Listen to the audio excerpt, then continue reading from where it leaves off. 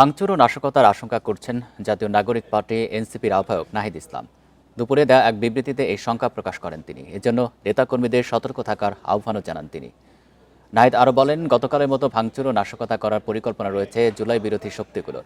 যে কোনো প্রকার সহিংসতা ও নাশকতার বিরুদ্ধে জনগণের ক্ষোভকে ব্যবহার করে কোনো হঠকারী গ্রুপ কোথাও ভাঙচুর, অগ্নিসংযোগ অথবা কোনো নাশকতামূলক কার্যক্রম যাতে করতে না পারে, সে ব্যাপারে জনগণকে সতর্ক থাকারও আহ্বান জানান তিনি। আরএফএল গিজার মানে চটজলদি পানি গরম, বিদ্যুৎ বিল 20% কম। আরএফএল গিজার, উষ্ণ পানির পরশ। ফেসবুক পোস্টে নাহিদ ইসলাম লেখেন, সার্বিক পরিস্থিতি বিবেচনায় জুমার পর শাহবাগে অবস্থান কর্মসূচি স্থগিত করেছে এনসিপি।